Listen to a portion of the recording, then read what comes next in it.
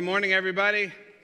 Welcome. So glad that you're here. If this is your first time here, we're especially glad that you're here with us. Welcome to the Westgate Church South Hills campus, and especially warm welcome to the people in the balcony. My peeps, I see you there. I see that hand. All right, here we go.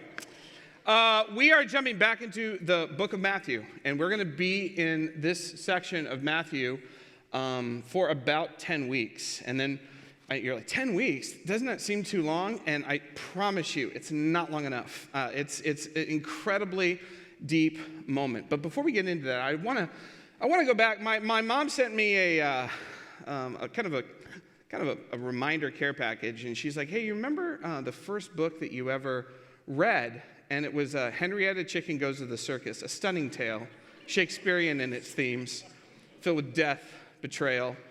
It's incredible. What an incredible book. And it was the first book I ever read. My mom was a kindergarten teacher, so she really wanted me to read before I got to kindergarten. I'm not saying it was so she could brag, but it was so she could brag. So my mom and my dad both were like super pro reading. I remember some of my earliest memories of my mom are going to the library with a little bear book bag, and I could just pick out as many books as I wanted. And it was just like this thing, and I loved it. My parents also, early on, this is like first grade, I think, maybe it was second, got me this little case. It had 12 books inside of it. It's called Children's Illustrated Classics. It was famous works of literature that were written in first or second grade level and had a picture on every page. So it was amazing, which is perfect. I still love books that have pictures on every other page. It's amazing. And so great works of literature, Great Expectation, and Oliver Twist, and Robinson Crusoe, and The Count of Monte Cristo by Dumas. And they even had Edgar Allan Poe, which I thought was curious, because I'm not sure you should give Edgar Allan Poe to a first or second grader, just in general. It's just weird. But it was amazing. But I loved all those books. I think that's really where my love of literature and story first kind of entered into my little first and second grade heart. But there was one book I loved above all, and it was this one. It was the Merry Adventures of Robin Hood. It was a collection of these fables that had dated back to the 13th century, 14th century, 15th century in England, of the tales of Robin Hood. I loved this book, and it wasn't just I loved the characters. I did. Robin Hood and Little John and Friar Tuck, it was awesome. I loved them.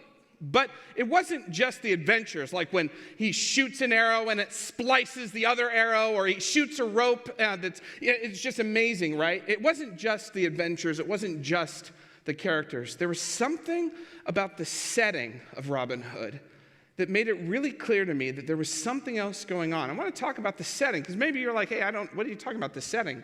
Like the forest? Is that what you're talking about? See, the setting, it's around 1100. And the King of England, the true king, King Richard, good King Richard, he's called, or King Richard the Lion-Hearted, he's gone. He's gone off to war. He's gone thousands of miles away, probably the Crusades. They don't really say. I didn't know what the Crusades were when I was in first grade anyway, but he's gone. And in the power vacuum, his younger brother, Prince John, who is sometimes portrayed as stupid, sometimes as evil, sometimes as both, has taken over. And it's like a Mufasa Scar thing, like, right? Mufasa's gone, and then the power vacuum, Scar takes over, and everything goes straight south. It's bad. And the kingdom is suffering. And it's not just suffering because of poor leadership. Prince John and his henchmen, the Sheriff of Nottingham, and all these evil henchmen are going out and they're taking from the people, not to serve them, to build roads or hospitals, but to take and make their coffers even larger so that they can live in wealth and opulence. And it's this giant miscarriage of justice. And in the middle of this is this character, Robin Hood, who says, this must not be. But what's interesting about Robin Hood is he's not just some sort of vandal or some sort of, renegade vigilante. He's doing this because he is a servant of the true king. He knows that this is not what good King Richard the Lion-Hearted, would have wanted. And so he's acting as a subversive agent for a different king in a different kingdom. And he says, through his actions, that we need a different king. And we need a different kingdom. a different set of values. And the older I get, and the more I read about the brokenness of the world, I feel this deep in my bones. This world is broken, and we need a different king with a different set of values. And that's been going on for millennia. And Robin Hood is the one who is allegiant to this true king. And there's a promise that this king will come back and set all things right. There's this little bit of an edge where Robin King is just biding time until he says, wait till King Richard gets back. This will not stand. Do you feel that in your bones? Because I do. There's that song that we sing, do you feel the world is broken? And then the congregation echoes back, we do. Today we're going to enter into this section of Matthew where the king is going to talk about the king. Jesus is going to talk about a different kingdom and a different king and a different set of values. And it's going to be disorienting. We're going to spend 2 weeks just on the first couple of verses called the Beatitudes. You're like, 2 weeks? 2 weeks. And we're going to encourage you just to read along. We're in Matthew chapter 5 for 5 weeks, chapter 6 for 5 weeks. We're going to go slow through this, but you could read it in about 11 minutes. You can read the entire book of Matthew if you'd like in about 2.5 hours. That's about how long it takes. You can do that. Do you have 2.5 hours over the next 5 weeks? I bet it would be a good thing to do. But we want to get into this because this is a really beautiful thing. The title of this section, we're treating it a little bit like a Netflix special. This is Matthew season 2, The Upside of Down. That's what we're going with. This is the second season of Matthew. And then we'll get into the third season where we talk about prayer. It's going to be amazing. There's ups and downs. But this is the narrative. We're going to talk about the upside downness of Jesus. And so what happens is it says in Matthew 5, we're going to stay here for this time today. Now, when Jesus saw the crowds, he went up on a mountainside and sat down. That's what it says. And so he gave a talk on a mountain talk, or a sermon on the mountain. That's what this is. You might have heard that term, the Sermon on the Mount. This is 3 chapters of Jesus' probably most famous teachings. Humans have been studying this and looking at this and staring at this and reflecting on this for centuries, for millennia. I have probably nothing to add, but let us delve into it anyway, because Jesus' words are just that powerful. And they're meant to be digested by a community to think about this. So before we get in a little bit, here's the order. Next week, we're really going to dive into the meat of the teaching. But this week, we're going to kind of talk about the setting.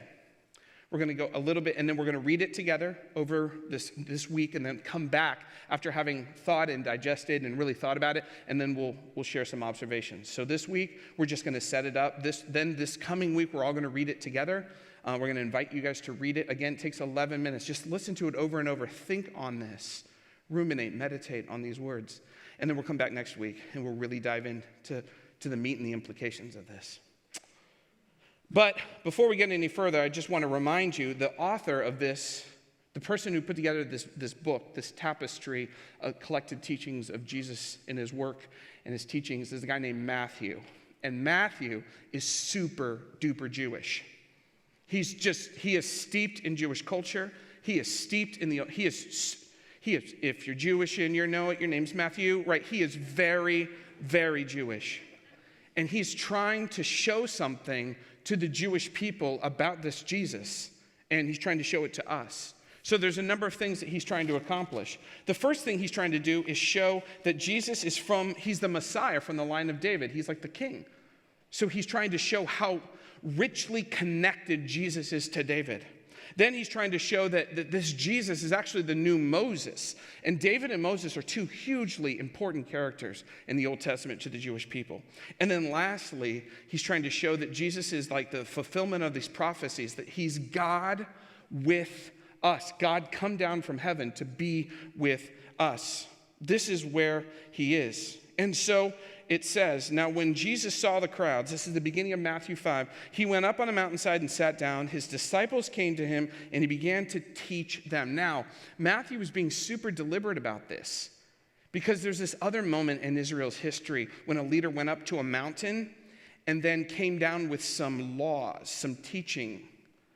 Do you remember that story when Moses leads the people out of slavery and then they go to Mount Sinai and then Moses goes up and he comes down with the Ten Commandments, which is this law, this way of living.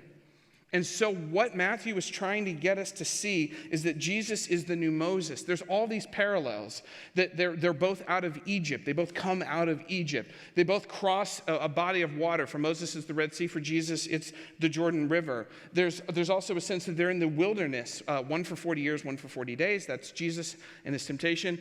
And then they receive the law from the mountain, and then Jesus gives the law from the mountain. And so the idea that Matthew is trying to get us to see is that Jesus is greater than even Moses. Because Moses is receiving it from God, but Jesus is God giving it to the people directly. And there's all these amazing things. He's going to deliver us from slavery. Jesus is going to give us new teaching, a new law, a new divine teaching, revelation from God himself. He's going to save us from our sin. And he's going to initiate, just as Moses initiated a covenant, a promise, a wedding between God and his people, Jesus is going to do a new covenant. This is what Matthew is about. And this is the framework for why Jesus is teaching. Matthew is trying, and it's really interesting. In the book of Matthew, there's these 5 huge blocks of Jesus' teachings. In the Old Testament, can you think of any time where there's 5 large things of teaching? From Moses, the first 5 books are called the Pentateuch, and Matthew's even structuring his gospel just like Moses had his 5 books. He's saying there's 5. Do you see what I'm saying?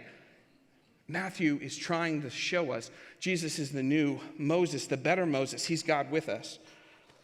But before we get into that, that's the setting. There is one theme that Matthew keeps talking about again and again and again. If you and I were to go back in time and listen to Jesus at any point, the thing we would hear him teaching about is this term that Matthew uses so many times. It's called the kingdom of heaven. And we talked about this in our season 1, but it's going to be a continual theme because it's not going to go away because it's Matthew's macro theme.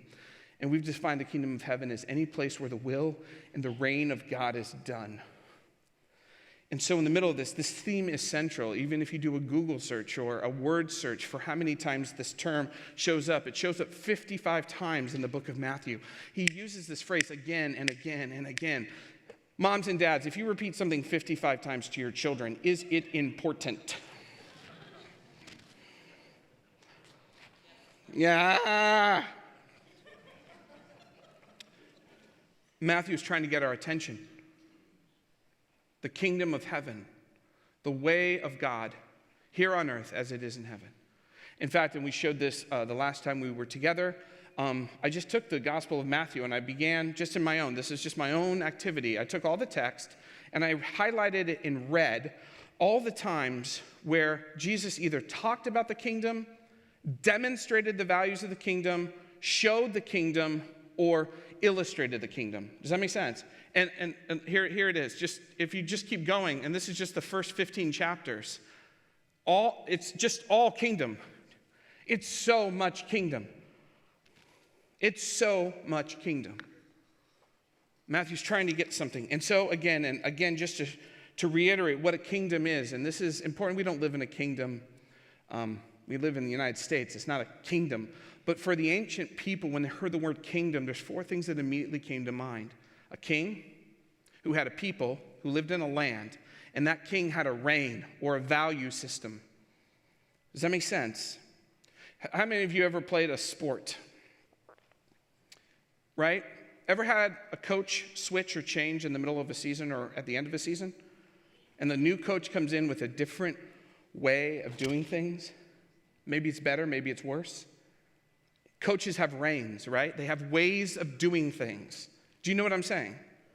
Or a different boss. And sometimes the boss comes in and has a different way of doing things. Do you see what I'm saying? Kings have a way of doing things, a reign. And that reign is linked to their character and their values. And so this is what we're talking about. Today we're going to focus on those 2, the king and his reign or his values. Just like in Robin Hood, the way of Prince John and the Sheriff of Nottingham is not the way of good King Richard the Lionhearted. Do you see what I'm saying? So we're going to look at the way of this king who is different and his different values. That's what we're going to look at. So, here we go. We're going to go through the text. I'm going to read it. I'm going to sit with it for a minute, and then I have 3 observations.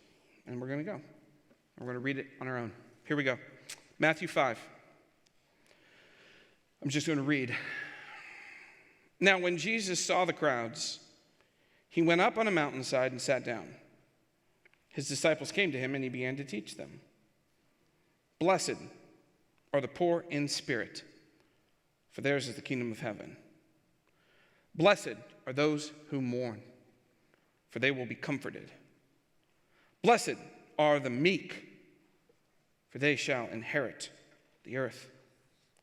Blessed are those who hunger and thirst for righteousness, for they will be filled. Blessed are the merciful, for they shall be shown mercy. Blessed are the pure in heart, for they will see God. Blessed are the peacemakers, for they will be called children of God. Blessed are those who are persecuted because of righteousness, for theirs is the kingdom of heaven. Blessed are you when people insult you, persecute you, falsely say all kinds of evil against you because of me. Rejoice and be glad, because great is your reward in heaven. For in the same way they persecute the prophets who were before you. So, 3 thoughts as we delve into this and prepare to really dive in to the content next week. First, did you notice this word that was repeated again and again and again? Hashtag blessed. What does the word blessed mean? We don't use it. I don't often say, blessed are you, oh, who have come caffeinated. Blessed are you whose children are old enough, do not require diaper changing. Blessed are you with courtside tickets to Oracle Arena, Chase Arena, whatever it's called. Right? That's weird. Blessed? In fact, I was thinking, when do we use the term blessed these days? Maybe around a meal? Like, let's say the blessing. That's one. Sometimes when somebody sneezes, bless you. And even on Instagram, hashtag blessed. But I was looking through, and this is a mistake, don't do this, but I was looking through Instagram for hashtag blessed, and it's, you know what, it's always like an incredible vacation, and then I'm just like jealous. I'm like, Bora Bora. That sounds awesome. How much are tickets? $8,400. Okay. Maybe next life. Do you see what I'm saying? Or it's hashtag blessed because their house or their boat or their car. Or it's because they're with somebody that's like super pretty. Hashtag blessed. Look at this. Do you see what I'm saying? And some of you are like, well, yeah, I'm hashtag blessed. I get it. But it's always about like people or places or, do you see what I'm saying? That's what, is that what this means? Is that what Jesus is trying to say? So I thought it'd be good to just go back and talk about how the Bible talks about blessed, what it means to be blessed. Because I think we probably need to recalibrate. Because for centuries, people have said, well, if you're blessed by God, that means you have stuff, you're pretty, and you're in great places. That's what it means. That's our cultural understanding. Nobody says hashtag blessed when something bad happens. Do you see what I'm saying? And so we probably need to unlearn some things. Me too. Me as well. So let's talk about what does hashtag blessed mean. What does God mean with blessing? The first time the word blessing shows up, as you might expect, is in the book of Genesis. God created the great creatures of the sea and every living thing which the water teems and moves about in it according to their kinds, and every winged bird according to its kind. And God saw that it was good, and God blessed these creatures. So God creates the animals and the birds in the sea, the birds in the air and the fish in the sea and the land animals, and he blesses them, and he gives them the ability to create life, which is something God does. God's the one who creates life out of nothing, right? And so he shares that creative, flourishing ability with his creatures. Have you ever thought about the incredibleness of the ability to create life? Just think about that for justice. It's astonishing, right? One of the best analogies I can come up with is somebody once said, when we got some babies, Alex and his, you got a 9-month-old, right? 18 months ago, your baby was basically one cell. And it would be like walking into a field and throwing a cinder block. And then 9 months later, the Empire State Building is there. With all of its pipes and copper and elevator. It's self-built. It's like, what? It's nuts, right? It's nuts. And God shares this. So that's the first thing. But then the next time the term blessed shows up, it's not about the animals, but about something else that God's created. Humans, humankind. So God created mankind in his own image. In the image of God, he created them. Male and female, he created them. And God blessed them. And then he says something similar to the animals, but then something a little bit more, a lot more. Be fruitful and increase in number. Similar to the animals. But then he says, fill the earth and then subdue it. Rule over the fish in the sea and the birds in the sky and over every living creature that moves on the ground. This word subdue and rule, these are royal words. God says, out of all the creatures, you're going to actually steward this earth. You and I together, like a prince and a king together, we're going to rule this thing. You're going to be my representatives, my image. As it goes with me, so it will with you. This is about a relationship. It's about a purpose. It's about what humans are for. And then, of course, there's this other moment in the middle of the garden where the tree of life and the tree of the knowledge of good and evil. There's this other blessing of life that God gives, right? From this tree, there's this tree in the center, and the humans can eat from it, and death does not enter. So, biblically, starting off with the story, the hashtag blessed is a little different than what Instagram might say. It's about flourishing and life creation. It's about covenant, a right relationship with each other and with God. And then, of course, life. Life. And I don't mean just bio life. I mean life, right? Life, like life. But, of course, you know the story. There's not just one tree, there's two. There's a choice. There's one tree with blessing, and the other, and this is another word that enters into the story, the opposite of a blessing is a curse. And when the humans eat of this tree, when they say to God, no thanks, all of a sudden something different happens. Instead of flourishing in life, there's scarcity. The ground is not going to easily return. There's a broken relationship between man and woman and man and God, or humankind and God, man and woman and God. There's a brokenness in the covenant relationship. And then, of course, instead of life comes death. This is terrible. So when Jesus says blessed, this is the framework. A way that leads to life, to covenant, right relationships with each other and with God. Sometimes that's called shalom or peace.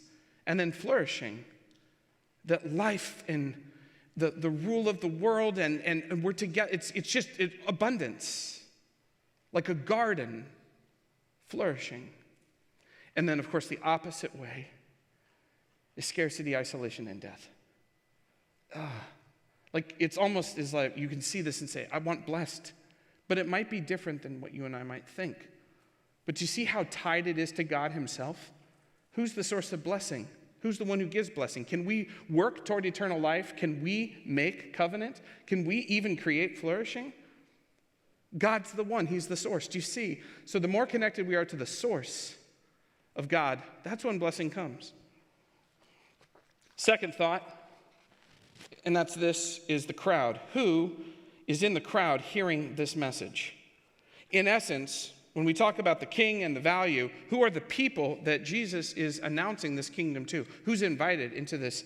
Who are God's people? And the answer is shocking. Right before Matthew 5, In Matthew 4, leading right into Matthew 5, are these verses. And I just want you to pay attention to who is listening to the Sermon on the Mount. Jesus went through Galilee, teaching in the synagogues, proclaiming the good news of the kingdom, and healing every disease and sickness among the people. News about him spread all over Syria, and people brought to him all who were ill with various diseases, those suffering severe pain, the demon-possessed, those having seizures, the paralyzed, and Jesus healed them. Large crowds from Galilee, the Decapolis, Jerusalem, Judea, and the region across the Jordan followed him. Now, when Jesus saw the crowds, he went on a mountainside and sat down. His disciples came to him, and he began to teach those people. This is what's going on here. This is who gets to hear about this kingdom. Is that who you expect? God himself comes down and says, this is the way of God. This is who's blessed. And who gets to hear it? The incredible group of cast-offs and hurts and ill and sick and demon-possessed. In the Greek, that term demon-possessed means Dodger fan. It's Greek. It's in the Greek. Bobby's going to kill me. This kingdom is coming to the people that you wouldn't expect. And Jesus goes after these people and begins talking about what blessing is. This is shocking. If the king of all is going to come, who do you think the king of all is going to start with? What did everyone in the world think? If the king of the universe is going to come and make a visit to earth, who's he going to hang out with? The kings, the popular, those who are rich and wealthy and have it all together, the influential, the famous, the powerful, right? But where does this king come to? Oh, not that. It reminds me of that moment, and this is not in the Gospel of Matthew, but there's that moment in Luke where Luke talks about the birth of this king and how he comes. And it says this, and I know it's not Christmas, but I don't care. We're going to sing it anyway, say it anyway. While they were there, the time came for the baby to be born. And Mary gave birth to her firstborn, a son. She wrapped him in cloths and placed him in a manger because there was no guest room available for them. If the Son of God can come to this place, a manger, to a forgotten group, the edge of an oppressed group at the edge of an empire, to parents who were nobodies, to teenagers, probably. If he can come there to a stable filled with beasts, the steaming dung and the breath of the beasts, if the king of the universe can come there, then there is no place he cannot come. No place where we are safe from his power to break open our lives and him to enter into. No place that Jesus cannot come. No brokenness, no dirtiness, no messiness that he cannot enter into. This is such good news. Such good news. Because that means that God can enter into my messy, my broken. And there's no place too broken, too messy, too dirty for the transforming power of God to break through. Do you see? This is such good news, not just for the kings, but for all. And when the angels announce it, what do they say? We have come with good news for all people. Oh my goodness. Oh my goodness. This is the setting for this message. Lastly, and this is where it's going to get uncomfortable, Jesus begins to teach like a rabbi. Rabbis for generations, Jewish teachers and theologians, the prophets, when they wrote and spoke about blessed, they often did this. This term blessed, what does it mean to be blessed? What does it mean to flourish with God, to be in right covenant with God, to seek life and not death? This is a theme of the Old Testament, right? This is a macro theme of what it means to walk with God, to be with God, to be blessed and to walk with God. In fact, the very first psalm, Psalm 1, the psalmist begins and opens up and says, "Blessed is the one who does not walk in step with the wicked or stand in the way that sinners take or sit in the company of mockers." Even in the beginning of Psalm, the opening songs that the Jewish people used as worship is talking about what does it mean to be in right relationship, to flourish, to be with life, to be with God. Blessed is this person. Psalm 119, the longest psalm in all of the Psalms, starts the exact same way. Blessed are those whose ways are blameless, who walk according to the law of the Lord. Blessed are those who keep his, that's God, Yahweh's statutes, who seek him, Yahweh, with all their heart. Do you see? And then it continues on. Blessed are those whose ways are blameless, who walk in the way of the Lord, according to the law of the Lord. Blessed are those who keep his statutes, who seek him with all of their heart. This is what the psalmist says in the first two verses of that psalm. It's not just that. The idea of rabbis walking around pronouncing blessings was something that was very common. We have a whole series of collection of writings from this time period. In fact, you might have heard of the Dead Sea Scrolls. Have you ever heard of that? It was this cave in this area outside of in the hillsides where there's this group of Jewish folk who were like, listen, we can't take Rome anymore. We're going to withdraw. We're the only people who actually know anything about God, so we're going to withdraw. And they kept all their writings, and they preserved Scripture. But they also preserved some blessings. This is what their community said. And you can see these scrolls. You can read these online. These are cataloged online. This is what the Dead Sea Scroll, that community in Qumran, what they said. Blessed is he who speaks with truth with a pure heart and who does not slander with his tongue.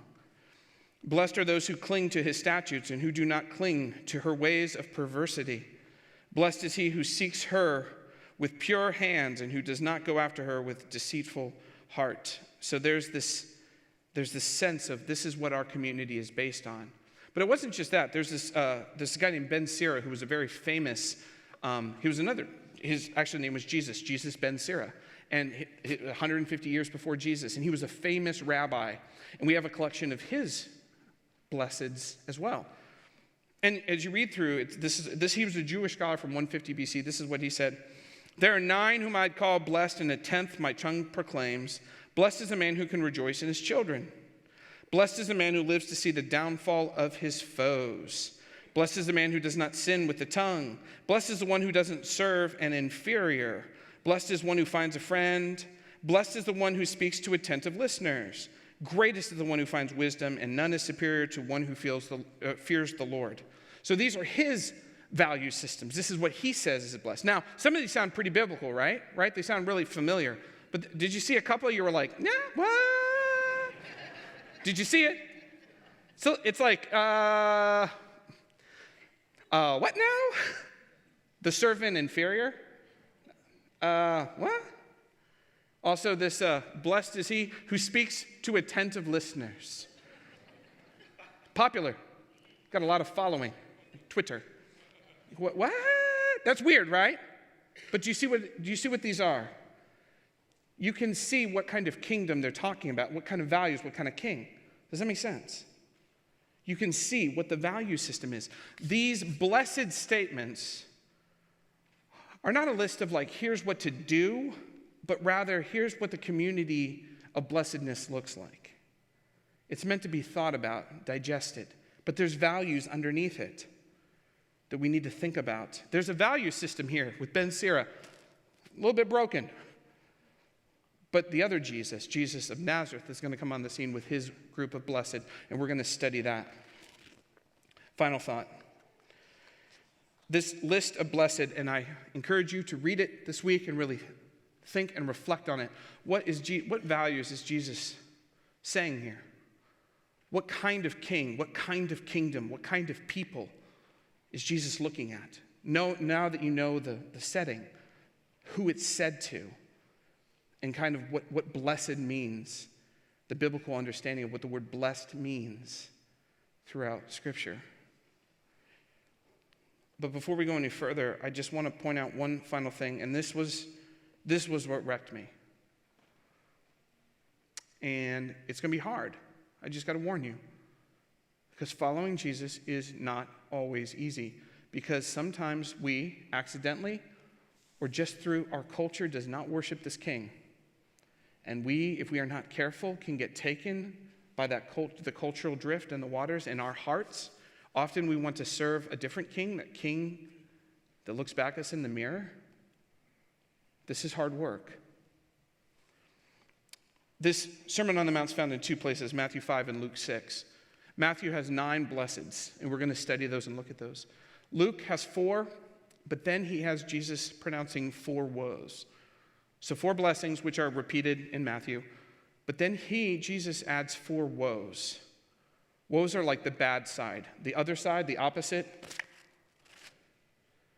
And as I was reading through these 4 woes, this is what Jesus says. Woe to you who are this. I'm just going to read it. These are Jesus' words. Woe to you who are rich. You've already received your comfort. Woe to you who are well fed now. You'll go hungry. Woe to you who laugh now. This term laugh is gloat because of victory. It's often a military or political word. For you'll mourn and weep. Woe to you when everyone speaks well of you. For that's how their ancestors treated the false prophets. In essence, the woes talk about 4 categories: rich, comfortable, successful, and recognized.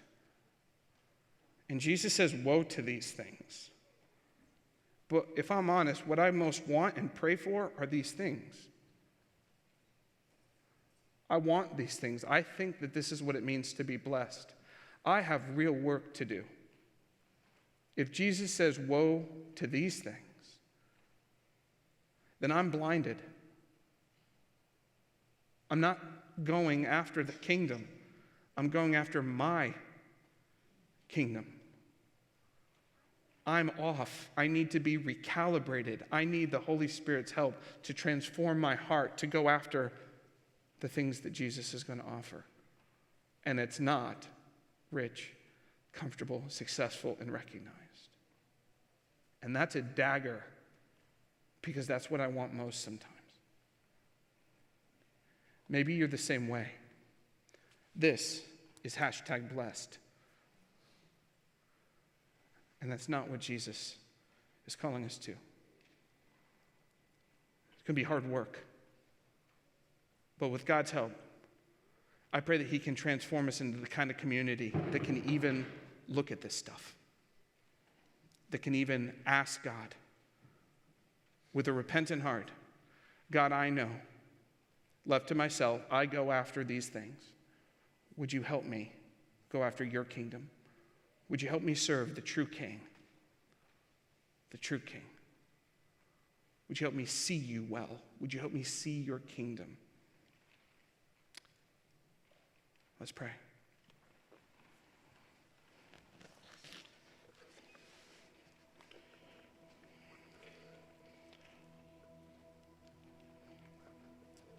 Jesus, as we look at your kingdom in the coming week, I pray that the words in Matthew, these Beatitudes, would penetrate our heart this week as we study them. I pray that we would see you. You were not rich, but rather forfeited all of heaven to come down, to be born in poverty. Jesus, you were not comfortable, but rather were afflicted, a man acquainted with sorrow because of the brokenness of this world.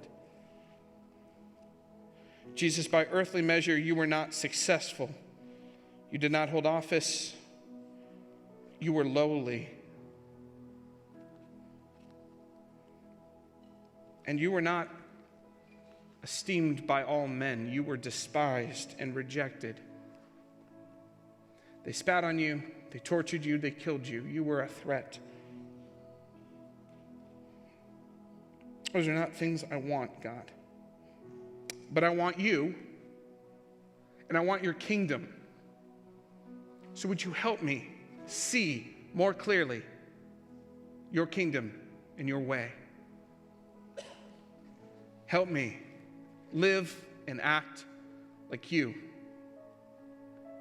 Help me see you and move towards you. Would you use your holy word, your scriptures, this Gospel of Matthew to change and shape and convict us as a community to look more like you? And would you do it for your glory and our good? It's in your name we pray, knowing that this is hard work, God. Begin it now. Amen. Why don't you join us in standing? Let's continue worshiping our God, our God who provides us with every provision for our needs. Everything that we can ever ask for comes from the Lord.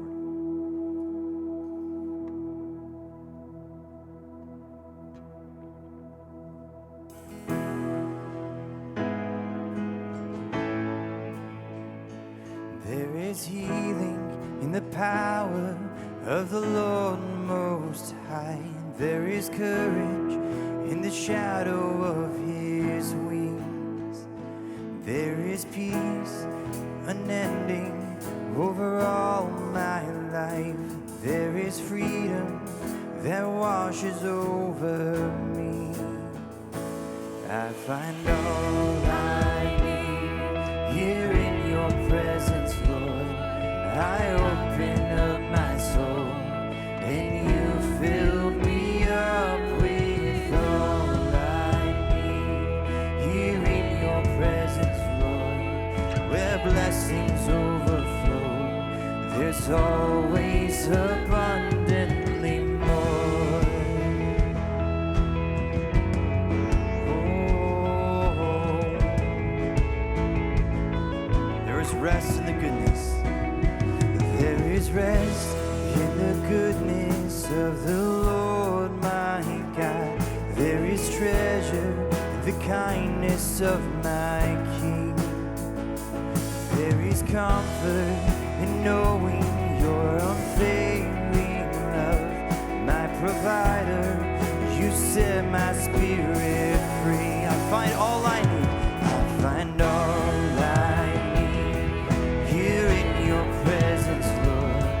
I open up my soul and you fill me up with all I need here in your presence, Lord. Where blessings overflow, there's always abundantly more. Oh, Jesus, you provide more than I can ask or see, more than I can fathom.